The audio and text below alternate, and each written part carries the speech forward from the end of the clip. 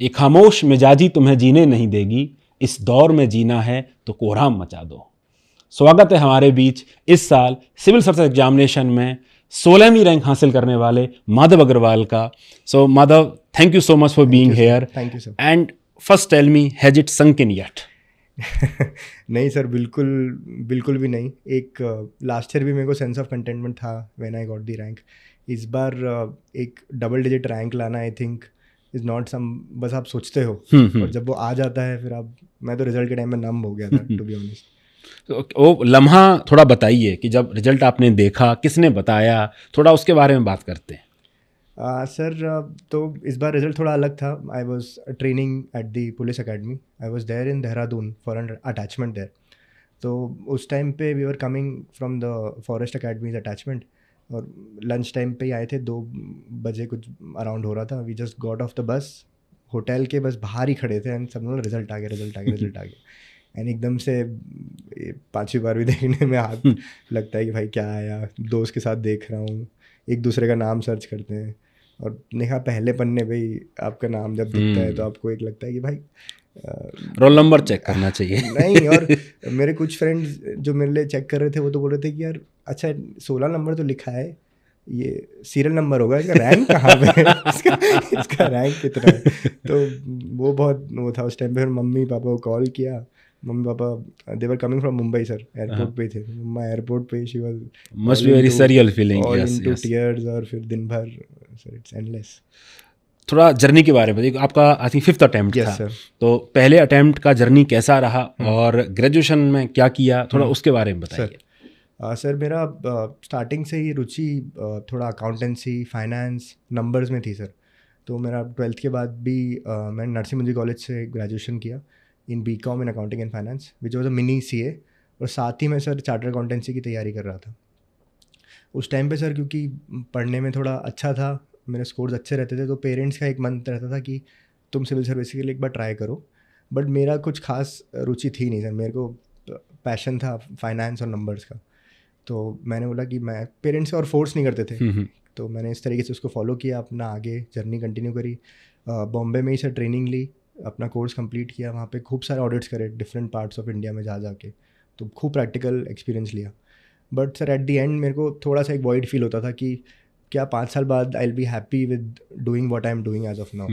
तो एक अभी मेरे पास चॉइस है कि यार अगर देना है तो CA डिग्री तो कभी सर वेस्ट नहीं जानी। 5 साल भी बाद भी उसको मैंने 2 साल बाद भी उसको उठा के किया तो I can take it ahead, क्योंकि एक प्रोफेशनल मेरे पास बैकअप आ गया। तो दैट टाइम एक बार लगा कि आई शुड ट्राई दिस। फिर इनिशियली धीरे धीरे धीरे सर बढ़ना स्टार्ट किया। फर्स्ट अटैम्प्ट में sir I could not clear prelims, तो मेरा 0.6 मार्क्स से रह गया था। And result sir next year पता चलता है, तब लगता है कि यार आधा नंबर से अपन हो गए। तो फिर नेक्स्ट ईयर मेंस दिया। मेंस सर बहुत प्रेशर में दिया था, पूरा सेल्फ डाउट, UPSC को पहाड़ बना लेना। तो एक और वो फिर मैं 1 नंबर से रह गया। जब रिज़ल्ट देखता था सर मैं थोड़ा डिमोटिवेट नहीं, खुद पे हंसता था कि क्या मतलब बेवकूफ़ी मैंने करी। If I would have been calm for 1 or 2 days और some hours in the actual examination तो रिज़ल्ट कुछ और होता। So I think we should speak about this self-doubt. Yes. A lot many aspirants out there, they are giving attempts after attempt, Yes, and even though they are thoroughly prepared, and I think it is very natural that it comes to, I think, everyone, that how an aspirant should deal with this anxiety and self-doubt. Sir इतना इसमें competition है and you are seeing everybody around you. बहुत लोग जैसे rank ला के repeat करते हैं तो आपको ऐसा लगता है कि पता नहीं am I made for this, मेरे से होगा कि नहीं। तो I think it is also very natural to feel that way. But sir at the same time आपको ये भी रियलाइज़ करना चाहिए कि वो कुछ हेल्प नहीं करता सर। आप जब खुद भुगत लोगे तब समझ जाओगे।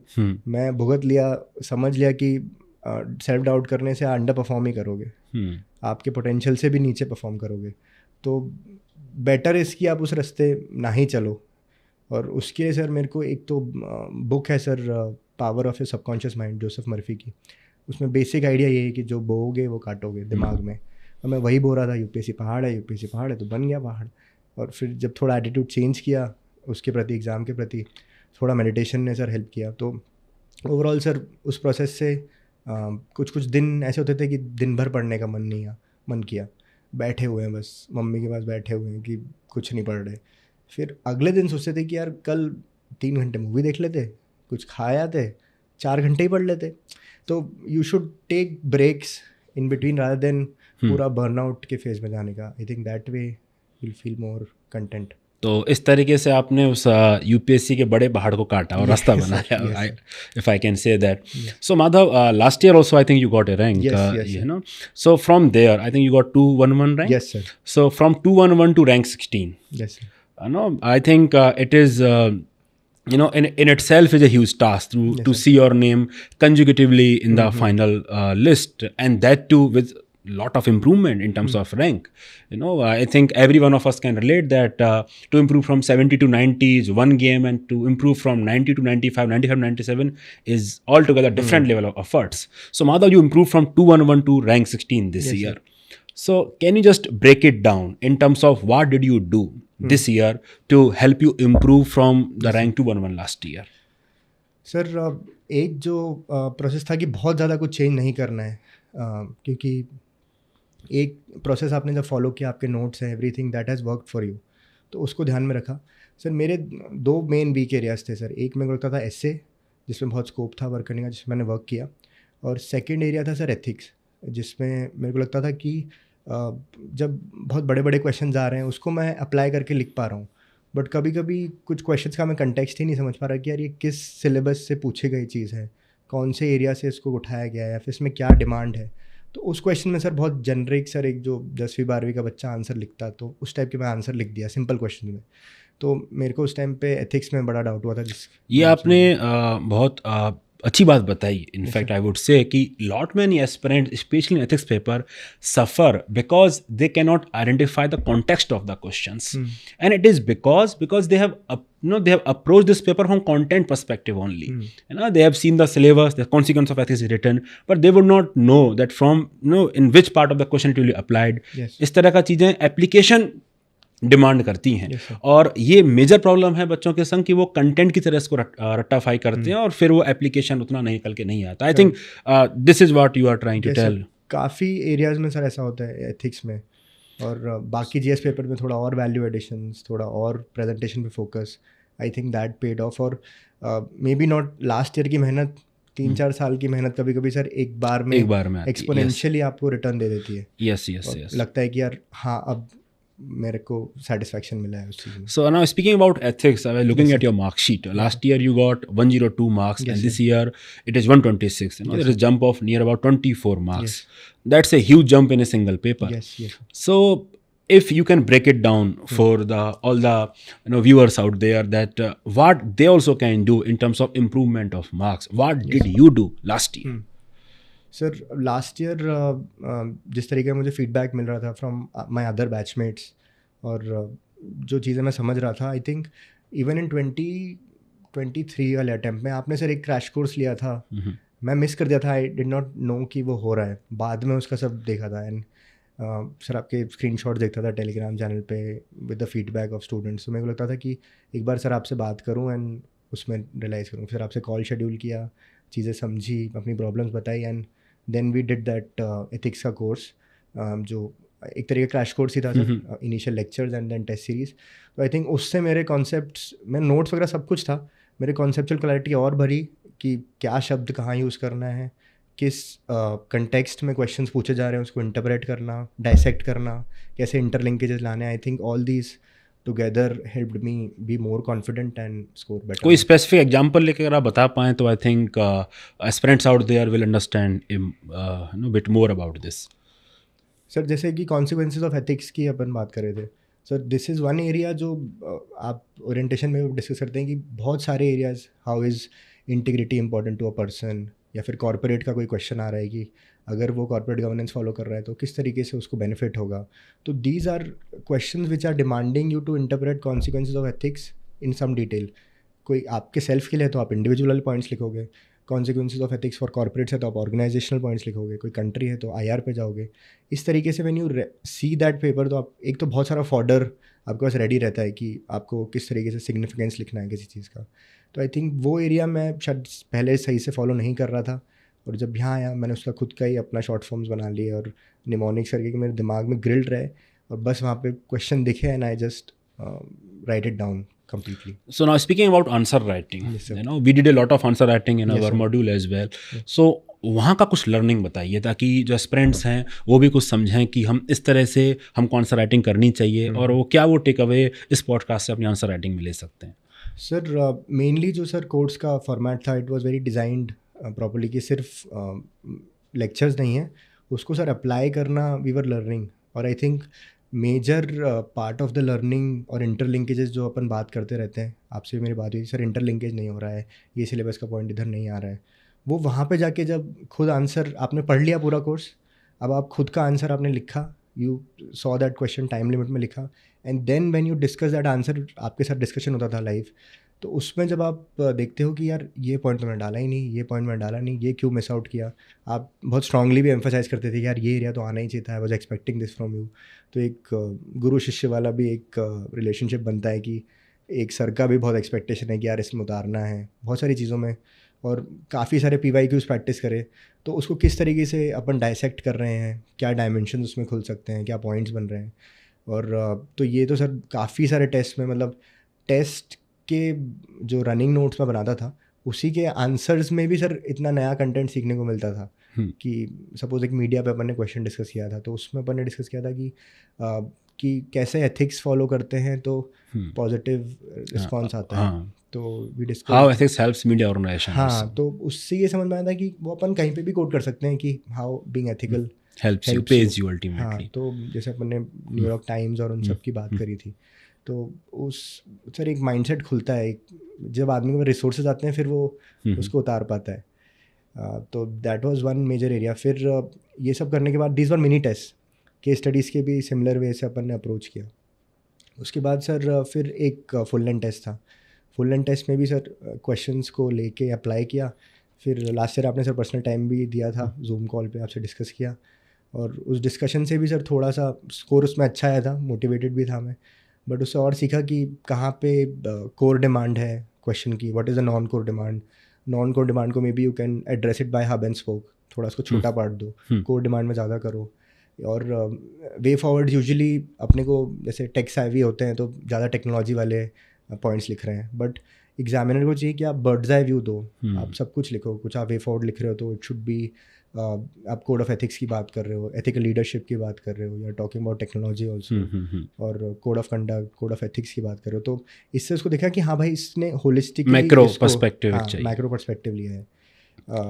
फिर सर कुछ क्वेश्चन सर बहुत डिस्क्रिप्टिव हैं, थोड़े GS2 गवर्नेंस टाइप के हैं, जो later part of the syllabus में है, तो उस पर अगर क्वेश्चन आता है तो वहाँ आपका एज आएगा when you dump more points, but that point should be value added. तो अपन केस स्टडीज उसमें डाल रहे हैं, कोई फैक्ट्स डाल रहे हैं, RTI के भी अपन ने फैक्ट्स तक याद करे थे, केस स्टडीज याद करी थी, तो वो यहाँ पे तो हेल्प करता ही है. GS में भी आप उसको लिबरली यूज़ कर सकते हैं. I think Madhav gave his ethics paper in September last year, and I'm so glad that he remember a lot of it now also. I think, and that is all kudos to his hard work. You know, the kind of revision he has made. I was looking at his notes also, and I saw how diligently he has made all the notes from the classes. And whatever he's speaking, you know, the examples that he's giving, then a good media organization and everything.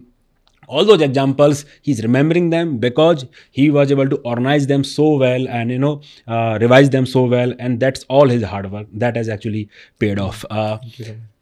So now talking about ethics again, you know, there's a lot of problems that aspirants face while writing the paper. You know, many of them are not able to complete the paper. Time management becomes the issue. And specifically, how much time to allocate for case studies, how much time to allocate for section A. So how did you do it, Madhav? Sir, ethics में time is a big issue sir, और ये with practice ही आप धीरे धीरे उसको conquer करते हो. तो सर इनिशियल अटेम्प्ट्स में when we were not associated, मैं क्या करता था सर, कोई भी टेस्ट सीरीज़ उठाई, उसका पेपर ब्रेनस्टॉर्म करता था सर. ये क्वेश्चन आया इसमें, अच्छा मैं क्या इंट्रोडक्शन लिखूँगा, what will the body parts, conclusion क्या जाएगा. तो जब मैं ये 2-3 पेपर का किया, फिर जब टेस्ट लिखा तो I was more fast in generating points. तो ये एक स्ट्रेटजी आई थिंक हेल्प करती है. प्लस आपके रिविजन्स, आप सोच रखा है कि मैंने क्या लिखना है, what are my good points, EI आएगा तो मैं ये सब लिखूंगा, आपके दिमाग में ऑलरेडी फ्रेमवर्क्स पूरा सेट है. तो डायरेक्ट क्वेश्चन में तो आपको बहुत टाइम लगता नहीं है. तो मेन सर मैं ऑलमोस्ट हाफ ही टाइम देता था, 15 मिनट्स पर केस स्टडी. और लास्ट ईयर तक सर मैं पहले पूरा केस स्टडी करता था, तो 6 केस स्टडी करके उसके बाद आता था डिस्क्रिप्टिव क्वेश्चन में करने में। तो उसमें सर मैंने रियलाइज़ किया था कि मैं केस स्टडी तो बहुत अच्छी लिख लेता था, बट डिस्क्रिप्टिव क्वेश्चन में शायद मैं इतना डिलीवर नहीं कर पा रहा था। और मैं सोचता था शायद केस स्टडी से ज़्यादा नंबर मिलेंगे, जो होता भी है, बैलेंस ही करना है। तो कभी कभी वहाँ पे 1.5 घंटे के बाद सपोज 5 मिनट भी एक्स्ट्रा लग गए, फिर वो पूरे 13 क्वेश्चन पे रेस है कि यार 5 मिनट, 1 मिनट इधर से बनाना है, 1 मिनट इधर से बनाना है। तो इस बार सर मैंने किया था कि मैं पहले पूरे 10 मार्कर्स लिखे थे और फिर उसके बाद केस स्टडी पे गया था, क्योंकि केस स्टडी में sometimes if the time is less और more you can adapt. 3.5 page structured है ना, केस स्टडी काफ़ी स्ट्रक्चर्ड होती है ऑलरेडी। 3.5 पेज पे ख़त्म कर दो कोई केस स्टडी, इसको आप 1.5 पेज में नहीं ख़त्म कर सकते क्योंकि 2 ही तो पेज हैं एक आंसर के लिए। तो that part you can play. और सर एक जो जीएस में भी मैंने फॉलो किया था कि सर जो फर्स्ट 5 मिनट्स होते थे उसमें पूरा पेपर देखने की जगह या कोई केस स्टडी देखने की जगह मैं सर पहले 4 क्वेश्चंस देखता था कि ये मुझे क्वेश्चंस पे अपना इंप्रेशन सेट करना है एग्जामिनर के लिए। तो 5 मिनट में मैं सिर्फ 4 क्वेश्चंस को ब्रेनस्टॉर्म करता था कि इसमें मैं ये वैल्यू एडिशन डालूंगा, इस टाइप से इंट्रोडक्शन लिखूंगा, ये कंक्लूजन लिखूंगा, और जनरल जीएस के पेपर्स हैं तो ये फैक्ट्स लिखूंगा। तो वो जब पूरा एक्सरसाइज हो जाता था तो मैं फिर फटाफट वो सारे आंसर लिखता था और एक लेवल सेट कर दिया एग्जामिनर कि बाद में अगर उसको थोड़ा डाउट भी हो कि शायद अच्छा बच्चा नहीं है, ये सही से नहीं लिख रहा तो वो मेरे को benefit of doubt they they may be. तो ये मैं पिछले अटेम्प्ट्स में नहीं कर रहा था। आई थिंक ये स्ट्रेटजी मुझे कुछ चीज़ें याद आ रही थी। Last year I think I was speaking to Arjun Gupta who had secured rank 32. So he had messaged me after the mains when he wrote his mains in 23 that sir, I was able to complete the paper 5 minutes before the exam, before the scheduled time. That was a revelation to me because usually I only see students complaining that sir, I could not complete the paper, I left one case study. So I asked him that question only, that how did you manage the time? And he spoke about the same thing only, that because of templates I had, I was able to generate the dimensions beforehand. So I knew, he gave me this example of corporate governance, that whenever you need to think of corporate governance, you need to think in terms of this stakeholder, and that actually make thinking in those 7 minutes lot structured. And that's how you generate more number of points and depth. So templates and all these things, that's how they helps you in generating more number also, of sir, points. जो 8 mini test 7-8 question I think होते थे ना sir उसमें एक में, तो 56 themes आपने, जिसमें PYQs भी हैं, उसमें से काफ़ी चीज़ें आपको रिपीट भी हो जाएंगी जो आपने सर बनाया भी है कंटेंट। तो लास्ट ईयर AI पे क्वेश्चन डिस्कस किया, इस बार पहला क्वेश्चन AI पे, तो उसमें कि थोड़ा सा सर थोड़ा एक आदमी जब रेडी होता है तो उसको फास्टर लिख लेता है। तो that is the purpose Madhav. मैं आपको बताता हूँ कि जब मैं क्वेश्चन चूज करता हूँ, स्पेशली फुल लेंथ टेस्ट में कौन सा जाएगा, मिनी टेस्ट में, I specially look at this aspect only कि ये मैंने वहाँ कवर कर लिया है, इस तरह का थीम यहाँ कवर हो गया, so that and that is what I tell all the students out there कि भाई you are getting 13 question section A, if अगर आपको 7 से 8 क्वेश्चन ही पहले से पढ़े हुए आ गए, आपको एज है, आपको ऑलरेडी है, आप वहाँ 60% मार्क्स ले आओ, आप नेचुरली बहुत अच्छे जोन में चले जाओगे। और ये इतना डिफिकल्ट नहीं है एक्चुअली, क्योंकि वो 13 में से 7-8-9 क्वेश्चन उस थीम के रिपीट होने ही होने। The question that you are telling application of AI, that is extension of PYQ only. Earlier UPSC asked application of technology का कीवर्ड निकाल के केवल AI कर दिया, तो फॉर्म एंड सब्सटेंस वाला क्वेश्चन रिपीट किया। But it all happen when you identify important themes by analysing PYQs। That is what you also must do. PYQs are very very important, और उसका इंपॉर्टेंस मैं बता नहीं सकता आपको, तो आप करके ही आपको अच्छे से पता चलेगा ना। PYQ को बहुत अच्छे से आप देखिए और थीम्स को आइडेंटिफाई करिए। अच्छा, तो ओवरऑल आपने बराबर टाइम दिया और सेक्शन ए से आपने स्टार्ट किया, and that too frameworks and everything help you in generating more number of points. So I was looking at your notes also, and one of the important thing the lot many aspirants ask is that how important note making is and when they should make their notes.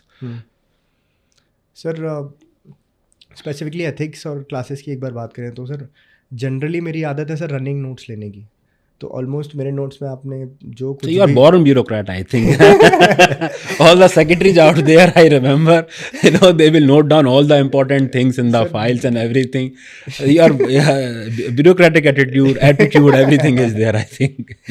Sir मैं almost I try to note it down कि आप कुछ example भी आप दे रहे हैं, कुछ context में दे रहे हैं, या फिर उसका सिर्फ कंटेक्स्ट होगा तो मेरे को याद रहेगा कि ये कॉन्सेप्ट बेटर रिवाइज होगा।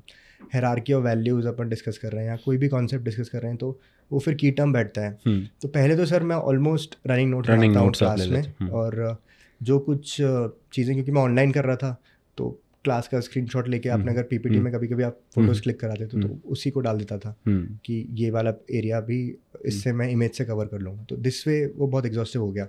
बट सर मेन एरिया जो नोट्स में नोट मेकिंग के बाद अब उसको आपको कंडेंस करना है, उसको कंसोलिडेट करना है, उसमें क्या की टर्म्स हैं, तो उसके लिए सर मैं एक्टिव रिकॉलिंग करता था।